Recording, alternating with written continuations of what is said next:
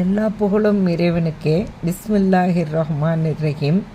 இப்போ வந்துங்கம்மா, நம்ம கோவாவில் செஞ்ச மைசூர் பாக்கு நான் இப்போ செஞ்சு காமிக்க போகிறேன்.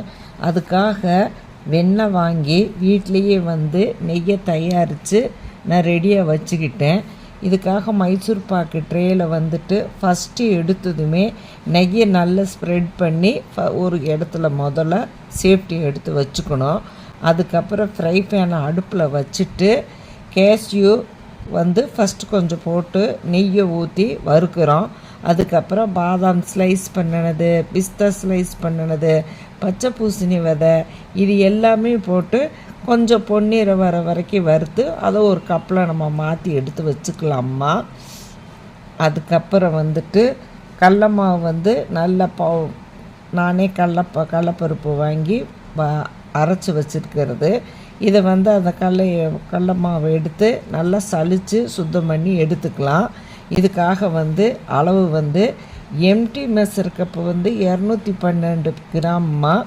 அதுக்கப்புறம் கடல மாவு ஒரு 400 கிராம். அப்போ மொத்த வெயிட் 615 பாத்திரத்தோட நான் போட்ட கடல மாவு 400 கிராம் அளவு. இப்போ உங்களுக்கு புரிஞ்சிருச்சுங்களாம்மா?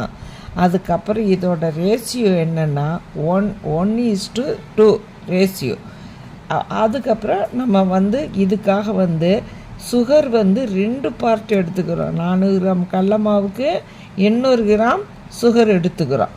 ஒரு சின்ன பவுலில் பவுலோட வெயிட் இல்லாமல் 150 கிராம் ஸ்வீட்டட் கோவா வாங்கி அதையும் எடுத்து வச்சுருக்குறோம்.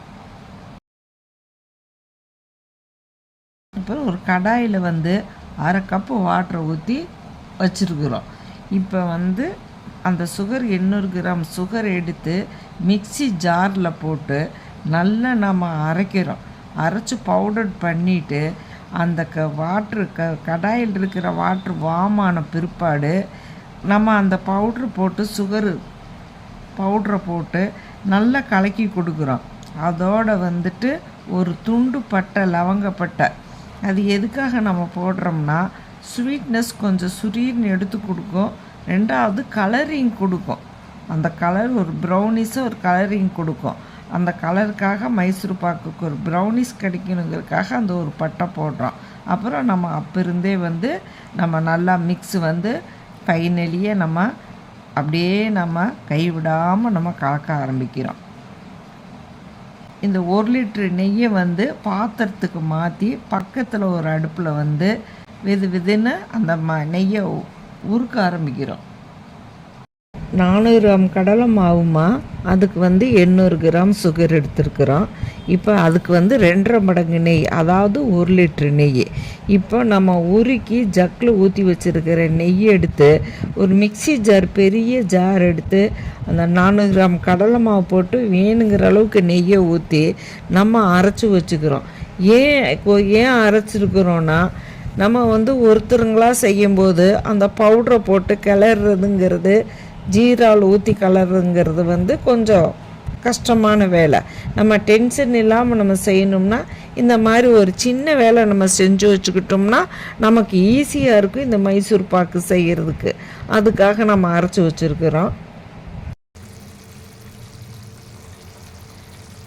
கையில் ஒட்டுது, கம்பிப்பதம் வருது பாருங்க. இது ஒட்டுறதுக்கு அடுத்த ஸ்டேஜு ஜீரப்பதம். நம்மளே தெரிஞ்சுக்கணும். பிறகு நான் உங்கள்கிட்ட காமிக்கிறதுக்குள்ளே 2 நிமிஷத்தில் அந்த பதம் வந்துடும். அடுத்த ஸ்டேஜுக்கு நம்ம உடனே போயிடணும்.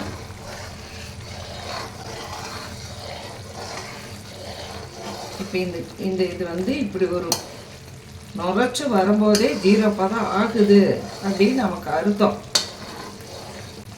பாருங்கம்மா, எப்படி விழுகுது பாருங்கள். உங்களுக்கு இப்போவே தெரியும் அது கம்பிப்பதம் ஆகிட்டுருக்குன்னு.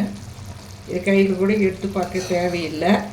இப்படி எடுத்து விட்டாவே உங்களுக்கு தெரியாது. ஒரே நேர்கோட விழுந்ததுன்னா ஜீரப்பதம் வந்துடுச்சுன்னு அர்த்தம். அடுத்த ஸ்டேஜுக்கு போயிடலாம்.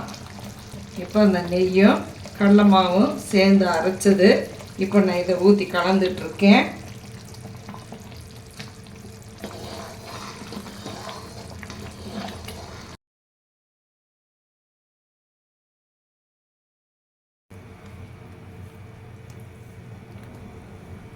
கோவாவையும் இப்படி கையில் இது பண்ணி விட்டுடலாம்.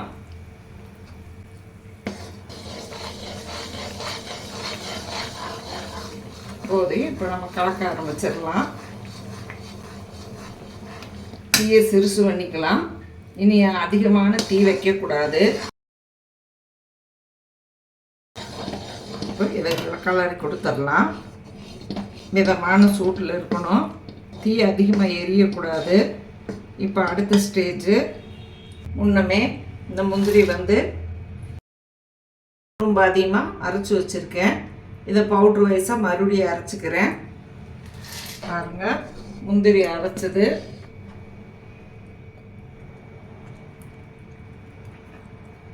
வச்சுட்டு இந்த ஸ்டேஜில் அந்த ஜக்கில் வச்சுருக்கிற நெய்யை கொஞ்சம் கொஞ்சமாக அப்படியே விழுந்துகிட்டே இருக்கணும். அப்படியே தண்ணி கொஞ்சமாக மழை பெஞ்சு அப்படி கொஞ்சமாக வரும். அந்த மாதிரிக்கு அப்படியே மழை துளி மாதிரி அப்படி கொஞ்சமாக வந்துட்டுருக்கணும். அந்த மாதிரிக்கு ஊற்றிக்கிட்டே ஒரு கையில் வந்து நம்ம கலரி கொடுத்துக்கிட்டே இருக்கலாம். கஷ்டமே இருக்காதுமா இதை நீங்கள் செய்கிறதுக்கு. இப்போ நீங்கள் இதை வாங்கணும்னா எங்களோட ஃபோன் நம்பரான 8072787412க்கு நீங்கள் கால் பண்ணி நீங்கள் ஜிபே மூலிமா பணம் அனுப்பி வச்சிங்கன்னா உங்களுக்கு வேணுங்கிற வீட்டுக்கு தேவையான அவ்வளோ பலகார வகைகளும் நாங்கள் எல்லாமே வீட்டு முறைப்படி ஹோம்மேடு ப்ரிப்பரேஷனில் நானே என் கைப்பட நான் செஞ்சு கொடுத்துட்ருக்கேம்மா. இந்த நெய் மைசூர் பாக்கு வாங்கினவங்க எல்லாருமே மாதம் வரைக்குமே வச்சுருந்துட்டு, அம்மா நாங்கள் இது வரைக்கும் கூட வச்சு சாப்பிட்றோம்மா, அந்த அளவுக்கு வந்துட்டு ரொம்ப நல்லா இருக்குதுமா, நெய் வாசம் அவ்வளோ மனமாக இருக்குமா அப்படின்னு சொல்கிறாங்க. நானே சிரிச்சுக்கிட்டே, ஏம்மா இப்போ 1 மாதம் வரைக்கும் வச்சு சாப்பிடுவீங்களாம்மா அப்படின்னு சொல்லி நானே சிரிச்சுக்கிட்டேன். அவங்கள்ட்டே சொல்லி சிரித்தேன், அவங்களும் சிரித்தாங்கம்மா. அந்த அளவுக்கு என்னோடய பொருள் வந்து நல்ல பக்குவமாக வேக வைக்கிறனாலும் வச்சு சாப்பிட்ற அளவுக்கு நல்லா இருக்கும்மா. இந்த சேனலுக்கு வந்து எங்களுக்கு லைக் பண்ணுங்கள், ஷேர் பண்ணுங்கள், கமெண்ட்ஸ் பண்ணுங்கள். இதை ஊற்றி நம்ம கிளறிக்கிட்டே இருந்து மெதுவாக ஊற்றி கிளறிக்கிட்டே இருந்து கடைசியில் நுரைச்சி வரும்போது நம்ம அதை எடுத்து மெதுவாக எடுத்து ஒரு சின்ன குழந்தையை தூக்கி அப்படியே பிடிச்சி அப்படியே கீழே இது பண்ணுற மாதிரிக்கு மெதுவாக அந்த கடாயில் இருந்து ட்ரேவுக்கு நம்ம மாற்றணும். டக்குன்னு எடுத்து ஊற்றி இப்படி தட்டி அப்படிலாம் பண்ணக்கூடாதுமா.